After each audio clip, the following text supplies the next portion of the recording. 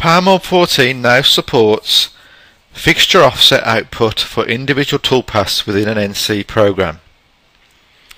By fixture offsets we mean, for example, G54, G55, G56, etc. So let's have a look at how we would go about outputting this fixture offset for this example project. So on the table of the machine we have a fixture. In that fixture we have two sets of impressions. We have a top and a bottom, and then the second set in its exact copy simply moved across by an X distance of 452 millimeters. So the first set is going to be machined using the G54 fixture offset, and the second set is going to be machined using the G55 fixture offset, all within the same NC program. So the first thing we need to do is create an NC program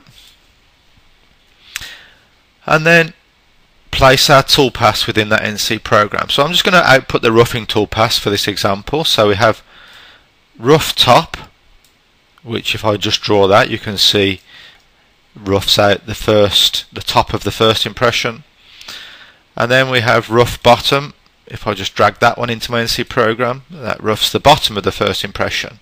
So this roughing toolpath for the top and the bottom now needs to be moved across or machined in a different position for the second set.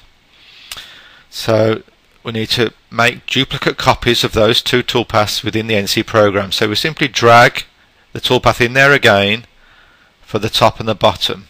So here we have rough top that appears twice and rough bottom that appears twice. So this is the first difference between earlier version of PowerMill, when we were not allowed to have the same toolpath more than once in a single NC program. But at the moment those toolpaths are on top of each other.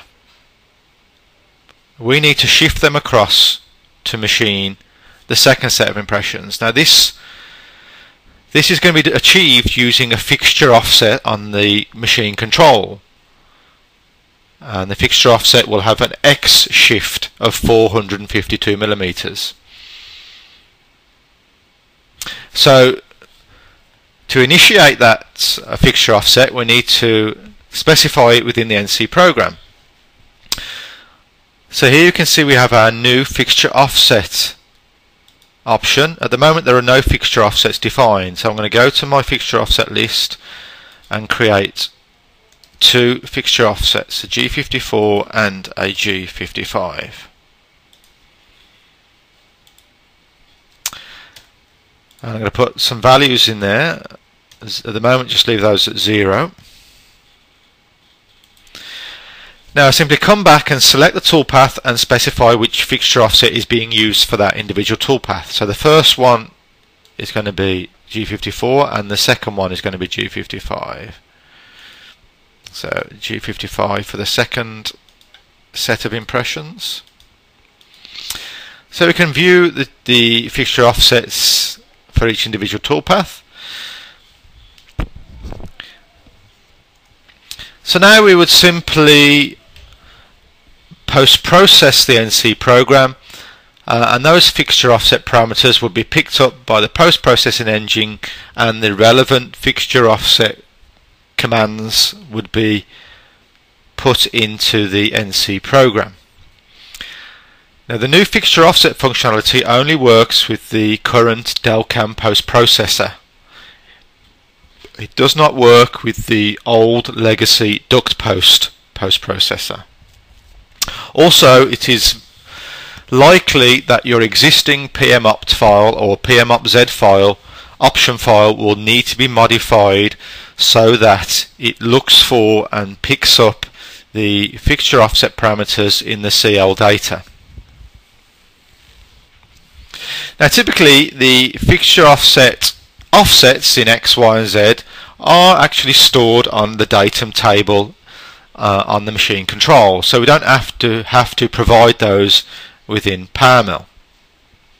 But if we want to visualize the fixture offset in PowerMill, we can do that by using the fixture offset list and putting values into our XYZ.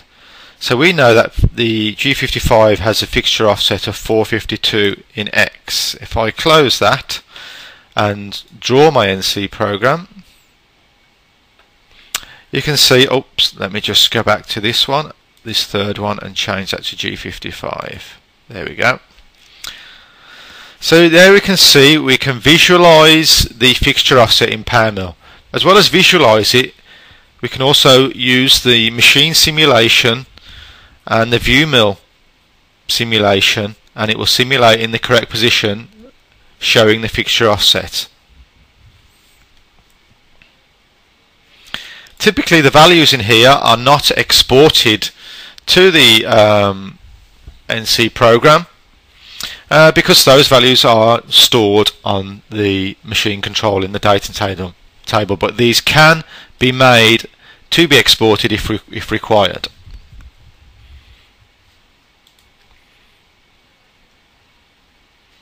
So now we can visualize the fixture offset within the NC program.